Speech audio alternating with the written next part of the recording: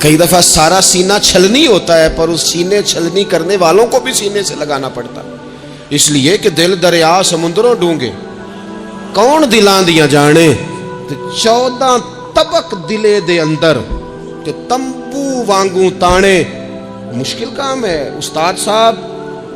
وہ مطلب ہم نے یہ دیکھا ہے کہ بچے کو اٹھانے کے لیے والد آ گئے کہ نہیں جی نہیں ہم نے نہیں پڑھانا، تو استاد صاحب کہنے نے او میں بڑی محنت کی تھی جی ہوں تے چل گیا ہے 6 کو مہینے ویکھو تے صحیح، میں نے بڑی مشقت کی ہے، یہ راہ میں نہ اسے لے جاؤ۔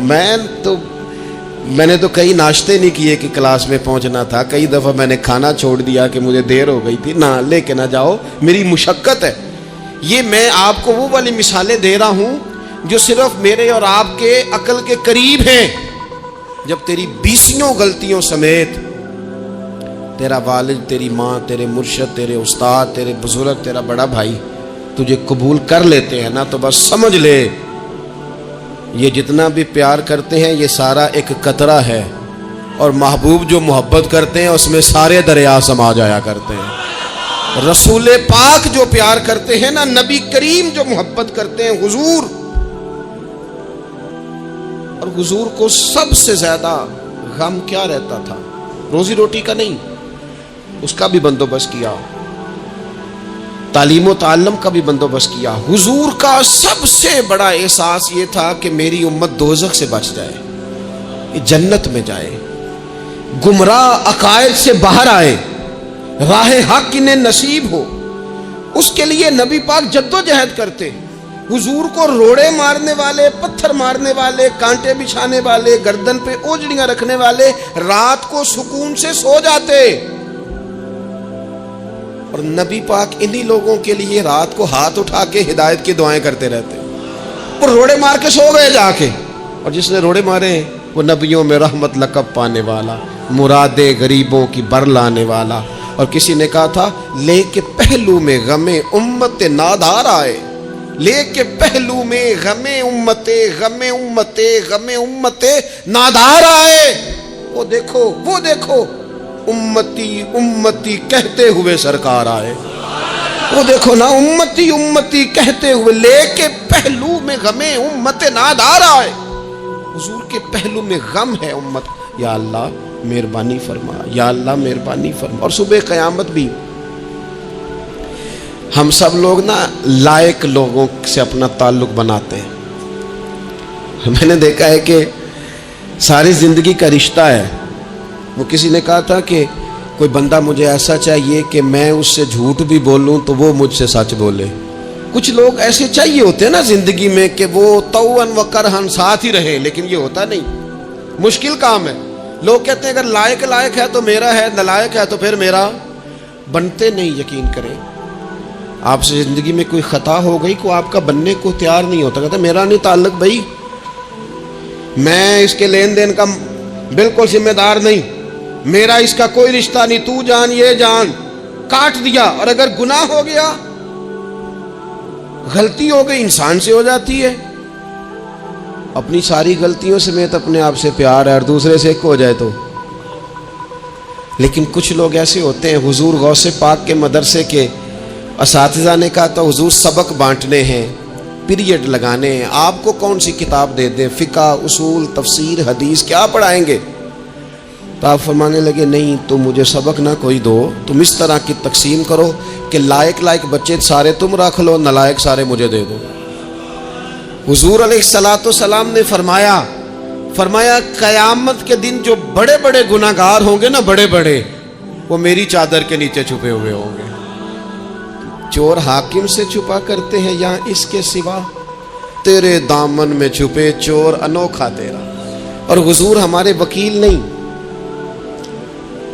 حضور ہمارے شفیع ہیں، حضور ہماری وکالت نہیں کریں گے، حضور ہماری شفاعت کریں گے۔ وکیل وہ ہوتا ہے جو کٹہرے میں کھڑا ہو کے جج صاحب سے کہتا ہے اس نے کوئی جرم نہیں کیا، بلا وجہ الزام لگایا گیا ہے، اس نے کوئی خطا نہیں کی، یہ ذاتی اناد پال رہے ہیں، یہ بندہ ہی بڑا اچھا ہے، یہ تو تھا ہی نہیں موقع پہ، اس نے تو کیا ہی کچھ نہیں، وکالت کرتا ہے اسے معاف کر دو، یہ وکیل ہوتا ہے۔ اور شفیع وہ ہوتا ہے جو کہتا ہے اس نے سارا کچھ ہی کیا ہے پر میں جو آ گیا ہوں، سارے جرم اس نے کیے ہیں، پر میں آ گیا ہوں نا، میرا آنا دیکھا جائے اور اسے معاف کر.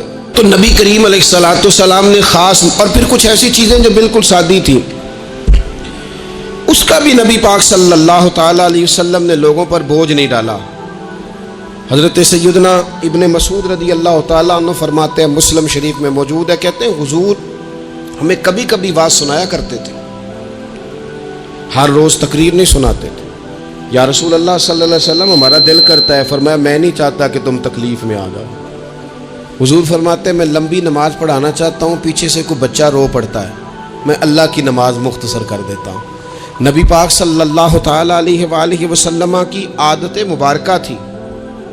حضور سواری پہ چل رہے ہوتے تھے تو کوئی غلام ساتھ چلنا چاہتا تھا تو فرماتے تھے میرے ساتھ آ کے سواری پہ بیٹھ جا. یا رسول اللہ میں آپ کے ساتھ نہیں بیٹھ سکتا، میں تقاضا ادب ہے کہ میں آپ کے ساتھ نہ بیٹھوں. تو حضور فرماتے پھر واپس چلا جا، میری طبیعت گوارا نہیں کرتی کہ میں سواری پہ چلوں اور میرے ساتھ جو لوگ ہیں وہ پیدل سفر کریں. احساسات، جذبات، محبوب کریم کو اللہ تبارک و تعالیٰ نے جو دل عطا کیا. آپ دیکھیں چھوٹے چھوٹے بچوں، وہ ہمارے ہاں نا جی بزرگ ناراض نہ مجھ سے ہو جائیں، ہمارے ہاں بزرگ بعضوں کا شکوہ کرتے ہیں، کہتے ہو کاکا ادھر آئے نا تو میرے نہ سلام نہیں لئی. بھئی آپ لے لیتے سلام، یہ کچھ جھگڑے والی بات ہے؟ آپ سلام کر دیں. رسول پاک کی عادت مبارکہ تھی کہ چھوٹے چھوٹے بچے گلیوں میں ہوتے تو حضور آگے بڑھ کے خود انہیں سلام کہتے، ان کے سروں پہ دست شفقت پھیرتے، ان کی چھوٹی چھوٹی باتیں سنتے، ان کے سوالات کے جواب ارشاد فرماتے. اللہ کے پیارے رسول صلی اللہ تعالیٰ علیہ وسلم کا تو یہ معاملہ تھا کہ عبادت کے معاملے میں بھی جب ایک شخص نے کہا کہ یا رسول اللہ میں ساری رات نماز پڑھا کروں گا، سارا دن روزہ رکھوں گا، تو حضور نے فرمایا نہ، آنکھیں تکلیف میں آ جائیں گی، وجود تھک جائے گا. ایک سرکار کی زوجہ محترمہ ام المومنین نے رسی باندھ لی تھی مسجد نبوی میں کہ میں جب تھک جاؤں گی تو ٹیک لگا لوں گی، پر میں نے پڑھنی ساری رات ہے نماز. اللہ کے محبوب نے فرمایا جتنی دیر طبیعت اجازت دے اتنی دیر پڑھو، باقی آرام کرو. اور فرمایا تمہاری آنکھ کا بھی تمہارے اوپر حق ہے، تمہارے وجود کا بھی تمہارے اوپر حق ہے. یہ ساری چیزیں نبی پاک صلی اللہ تعالیٰ علیہ وسلم کی امت کے ساتھ رحمت پر دلالت کرتی ہیں. اسی طور پر آپ دیکھیں کہ نبی کریم علیہ السلام نے 2-3 دن تراویح پڑھی، پھر صحابہ جمع ہو گئے، زیادہ لوگ آ گئے تو سرکار اندر سے باہر ہی نہیں آئے، حجرے میں رہے. فجر کے وقت آئے تو فرمایا مجھے پتا تھا تم سارے انتظار میں ہو اور تم نے دیر تک میرا انتظار کیا، میں جان بوجھ کے نہیں آیا. کیوں نہیں آئے یا رسول اللہ صلی اللہ تعالیٰ علیہ وسلم؟ تو حضور فرمانے لگے اس لیے نہیں آیا کہ اگر میں آ جاتا اور کچھ دن مستقل یہ نماز پڑھتا تو میرے دل میں خیال آیا کہیں رب کریم اسے فرض نہ کر دے، تمہیں مشقت ہوگی، تمہیں تکلیف ہوگی، لہٰذا میں حضور دل چاہ رہا ہے نفل عبادت کو، اس لیے نہیں کر رہے کہ امت پر کہیں ضروری ہو جائے. حضرت سیدنا عباس فرماتے ہیں کہ ایک انصاری صحابی رات کو مسجد نبوی شریف میں داخل ہوئے. ان دنوں جن دنوں وہ بدر کے قیدیوں کو لایا گیا تھا، تو ان قیدیوں کو رسیاں صحابہ نے زور سے باندھ دی تھی. تو کہتے ہیں کہ میں نے دیکھا نبی کریم علیہ السلام بڑی بے چینی کے عالم میں کبھی ادھر جاتے کبھی ادھر آتے. میں نے عرض کی یا رسول اللہ صلی اللہ تعالیٰ علیہ وسلم خیریت ہے؟ تو حضور نے فرمایا ان قیدیوں میں میرے چچا جناب عباس بھی ہیں، وہ ہائے ہائے کرتے ہیں تو مجھے نیند نہیں آتی. چلو زیادہ نہیں تو تھوڑا احساس کبھی چچا کا بھی پیدا کرنا چاہیے. ویسے چچا چاند نہیں ہوتا، چندہ ہمیشہ ماموں نہیں ہونا ہے. چچا جتنا مرضی بھی خوبصورت ہو بیچارہ چاند ہو سکتا نہیں، چندہ ماموں نہیں ہونا ہے، پکی بات. تو کبھی چچا کا بھی احساس کرنا چاہیے. نبی کریم علیہ السلام نے فرمایا چچا ہائے ہائے کرتے ہیں تو مجھے نیند نہیں آتی. وہ انصاری صحابی فرماتے ہیں کہ میں دوڑا گیا اور میں نے جا کے معلومات کی کہ حضرت عباس رضی اللہ تعالیٰ عنہ کو کہاں باندھا گیا ہے. فرماتے میں جا کے حضرت عباس کی رسیاں ڈھیلی کر کے آیا تو وہ سکون میں آ گئے. تو آ کے حضور علیہ السلام کو میں نے دیکھا تو سرکار بھی زمین پر بیٹھ گئے، لیکن ابھی چہرے پر بے چینی باقی تھی. میں نے عرض کی حضور میں رسیاں ڈھیلی کر رہا ہوں جناب عباس کی، آپ آرام سے سو جائیں. यहाँ तक नहीं ये रहमत रुकती, ये रहमत किसी मकाम पर महदूद नहीं होती। मेरे करीम का करम हमेशा बरसता है, तो बग़ैर रंगो नस्ल हर जगह बरसता है। हुजूर अलैहिस्सलाम ने फरमाया सिर्फ अब्बास नहीं, जा सारे कैदियों की रस्सियाँ ढीली करके आ। सबको ये कौन लोग हैं? ये बदर में फूल लेके आए थे, ये गजरे लेके आए थे फूलों के, खुशबू का तोहफा देने आए थे, ये तो तलवारें लेके आए थे।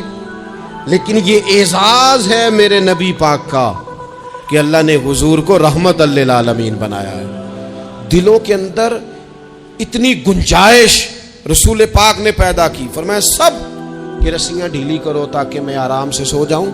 तबीयतों की सख्ती, मिजाजों का तल्खपन, अपनी ज़ात के खौल में बंद होकर ज़िंदगी गुजार देने वाले लोग, अपने आप से शुरू होकर अपने आप पर ख़त्म हो जाने वाला मिजाज, जो मैं सोच रहा हूँ, जो मैं देख रहा हूँ, जो मेरी तबीयत फैसला कर रही है, जिस ऐनक से मैं मुआशरे को पढ़ रहा हूँ सारे मुआशरे को उसी तौर पे मैं लेके चलूँगा, ये सोचें दुरुस्त नहीं। हम नबी करीम अलैहिस्सलाम के मानने वाले हैं, हमें उन सारी बातों का ख्याल और इदराक करना पड़ेगा कि जो हमें हमारे रसूल पाक ने सिखाई है।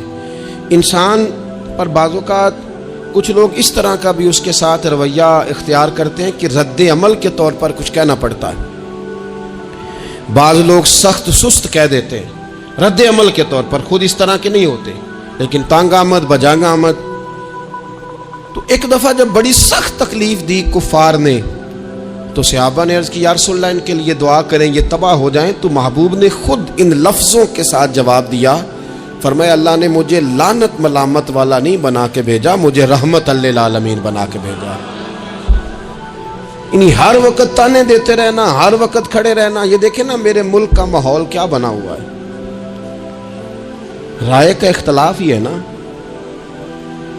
लेकिन जो धींगा मुश्ती रोज होती है और जो धमा चौकड़ी रोज मचाई जाती है, रोज जो नई से नई कहानी पनपती है, मुल्क के अंदर कोई शख्स ऐसा नहीं रह गया, कोई इदारा ऐसा नहीं रह गया जिसके बारे में हमारे दिल बिल्कुल साफ हो। इसलिए कि हमने मिजाज इस तरह का बना लिया है, हमने ऐनक इस तरह की लगा ली है, लहजे इस तरह के बना लिए।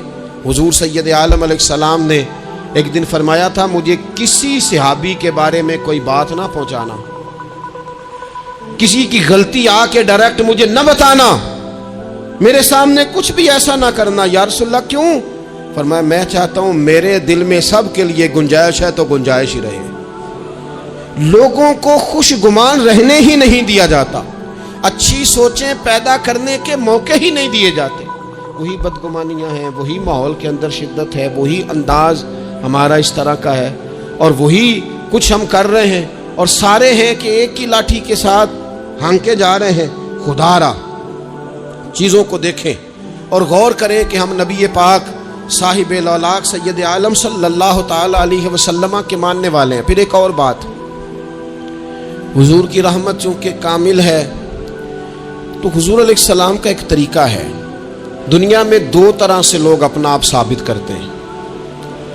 एक, पूरे माहौल में लोग अंधेरा करना चाहते हैं ताकि मैं सही तरह चमक जाऊं।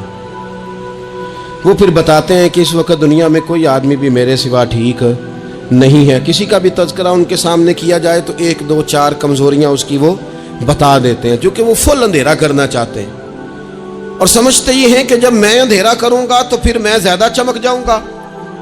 इसलिए बाकायदा मनसूबाबंदी की जाती है और बाकायदा लोग बिठाए जाते हैं और किरदार कशी करना एक पूरा माहौल बना दिया गया है, और कोई भी शख्स उससे मुबर्रा नहीं, वो दीनी तारुफ रखता हो या दुनियावी तारुफ रखता हो, सियासी समाजी माशरे में कोई मकाम रखता हो या सियासी कदकाठ से उसका तारुफ हो, किरदार कशी आम बना दी गई और इस पर लोग खुश होते हैं। मेरे भाइयों, नबी करीम ने भी अपना असबात किया है, लेकिन रसूल पाक का तरीका ये नहीं है कि किसी दूसरे की नफ़ी करके ही अपना असबात होता है। कुरान तो नबी पाक पे नाजिल हुआ है ना, हुजूर कुरान लेके आए हैं, पर इस कुरान में तो हज़रत मूसा की तारीफ़ें भी हैं, हज़रत ईसा के तज़किरे भी हैं, जनाब ईसा के मोजज़ात भी हैं, इसमें तो हज़रत नूह का जिक्र भी है, इसमें तो हज़रत आदम का जिक्र भी है, इसमें तो हज़रत यूसुफ अलैहिस्सलाम के हुस्न व जमाल और कमाल के तज़किरे, اس میں تو جناب لقمان حکیم کی حکمت اور دانائی کی بات ہے، اس میں تو حضرت خضر کا تذکرہ ہے، اس قرآن مجید کے اندر تو اولیاء اللہ کی شان ہے، اس میں تو ماں باپ کی فضیلت ہے، اس میں تو پڑوسیوں کی بات ہے، اس قرآن مجید نے تو غریب کی بات کی، یتیم کی بات کی، بیوہ کی بات کی۔ تو رسول کریم نے بتایا کہ دوسروں کو پیچھے کر کے اپنے آپ کو آگے نہیں کیا جا سکتا، تم سب کو ساتھ لے کے چلو، تمہیں اللہ امامت عطا فرما دے گا۔ حضور نے تعارف کرایا اپنی امت کو سارے نبیوں کا، رسولوں کا، حضور نے ان کے تذکرے کیے، احادیث میں ان کے تذکرے ہوئے، حضور نے ہر ایک کی شانیں بلند کر کر کے بیان کی اور فرمایا کسی نبی کی بات میرے ساتھ ملا کر اس طرح نہ کرنا کہ ان کی کسر شان ہو جائے معاذ اللہ، میرا اور اس کا تقابل اس طرح نہ کرنا کہ وہاں کسر شان۔ وہ کسی نے میرے اعلیٰ حضرت کے سامنے کہا تھا نا، شان یوسف جو دبی وہ بھی اسی در پہ دبی، تو اعلیٰ حضرت کہنے لگے حضور تو کسی کو دبانے آئی نہیں، یہ تو کیا بات کر رہا ہے، تو کہہ شان یوسف جو بڑی وہ بھی اسی در سے بڑی، یہ کہہ کہ نبی پاک تو عزتیں دینے آئے، ہر ایک کی قسمت میں حضور نے عزت لکھی۔ کہا باپ راضی ہو گیا تو رب راضی ہو گیا، فرمایا ماں کے قدموں کے نیچے جنت، بہنوں کی بیٹیوں کی پرورش جو کر کے آئے گا میرے ساتھ جڑ کے انگلیوں کی طرح جنت میں جائے گا۔ فرمایا تم میں سب سے بہتر وہ جو اپنے گھر والوں کے لیے، اپنی بیوی کے لیے بہتر، میں تم سب سے زیادہ اپنے گھر والوں کے لیے بہتر۔ فرمایا پڑوسی سے حسن سلوک کرنے والوں یاد رکھنا کہ اس کے تو حق اتنے زیادہ ہیں کہ ڈر ہے کہ کہیں وراثت میں شامل نہ کر دیا جائے۔ نبی پاک علیہ الصلوۃ والسلام نے فرمایا جو بی بی صرف حاملہ ہو، حاملہ، اسے رب کی بارگاہ میں اتنا ہی اجر ملتا ہے جتنا تلوار لے کے جہاد کرنے والے کو ثواب ملتا ہے، اور جب اس کے ہاں بچے کی ولادت ہوتی ہے اللہ اسے شہید جتنا درجہ دیتا ہے، اور جب وہ بچے کو دودھ پلاتی ہے تو ایک ایک گھونٹ کے بدلے رب غلام آزاد کرنے کا ثواب عطا کرتا ہے۔ یا رسول اللہ اسی کی صرف شان ہے؟ فرمایا نہیں، آدمی کے بال سفید ہو جائیں، مومن مسلمان سفید بالوں والا، اگر تم نے اس کی عزت کی تو سمجھ لینا تم نے اپنے رب کا احترام کیا ہے۔ یا رسول اللہ تاجر؟ تو فرمایا سچ بول کے تجارت کرنے والا تو قیامت میں نبیوں کے ساتھ ہوگا۔ یا رسول اللہ یہ عالم، یہ طلباء، یہ دور دراز سے آنے والے لوگ؟ تو محبوب نے فرمایا یہ تو کوئی ڈگری نہیں لیتے، پہلے دن ہی گھر سے نکلتے ہیں تو فرشتے پیروں کے نیچے پر بچھا دیتے ہیں۔ یا رسول اللہ وہ مزدور دیکھا، مزدور سڑکوں پہ بیٹھا، رول گئے لوگ اپنے مطالبات کے لیے احتجاج کرتے، وہ کسان دیکھے دنیا سو رہی ہے، ٹھنڈ میں جا کے فصلوں کو پانی دے رہے، وہ ہم نے مزدور دیکھے جن کے ہاتھوں پہ چھالے پڑ گئے، لوگوں کی انہوں نے بلڈنگیں کئی منزلہ بنا دی پر اپنے چھت سے پانی ٹپکتا روک نہ سکا۔ حضور یہ جو لوگ ہیں ان کی کیا شان ہے؟ تو حد کر دی میرے کریم نے، فرمایا محنت کر کے روزی کمانے والا تو اللہ کا دوست ہے، اس کو تو اللہ نے قرب دے دیا دوستی۔ تو نے ہر شخص کی قسمت میں یہ عزت لکھی اور آخری خطبے کی صورت میں بھی وصیت لکھی۔ حضور نے ہر شخص کو احترام دیا، ہر ایک کو اکرام دیا۔ لوگوں کو پیچھے دھکیل کے قد اونچا نہیں ہوتا، بلکہ شمع سے جتنی مرضی شمعیں جل جائیں اس کی اپنی روشنی میں کبھی کمی نہیں آیا کرتی، بلکہ حد ہو گئی۔ ایک دن نبی پاک علیہ السلام نے حضرت جبریل امین سے پوچھ لیا، فرمایا جبریل سب کو میری رحمت سے حصہ ملا ہے، آپ کو بھی کوئی ملا ہے؟ ملا تو بتاؤ نا۔ تو حضرت جبریل عرض کرنے لگے حضور بالکل ملا ہے۔ کہا کس طرح؟ عرض کی یا رسول اللہ جب سے ابلیس کا انجام دیکھا تھا نا ڈر آتا تھا، خدا جانے خاتمہ کس طرح کا ہو، لیکن جب آپ آئے، قرآن آیا اور قرآن میں حضرت جبریل کا ذکر آیا تو فرماتے ہیں میں سمجھ گیا اب اللہ نے کرم کر دیا ہے، اب طے کر دیا ہے کہ جبریل امین علیہ السلام کے جو اعزازات ہیں وہ ہمیشہ اعزاز ہی رہیں گے۔ نبی پاک کی رحمت سے ہر شخص کو حصہ ملا، حتیٰ کہ کفار کو، مشرکین کو، منافقین کو۔ رسول پاک علیہ السلام ہر ایک کے لیے رحمت بن کے تشریف لا، یہاں تک کہ جانور بھی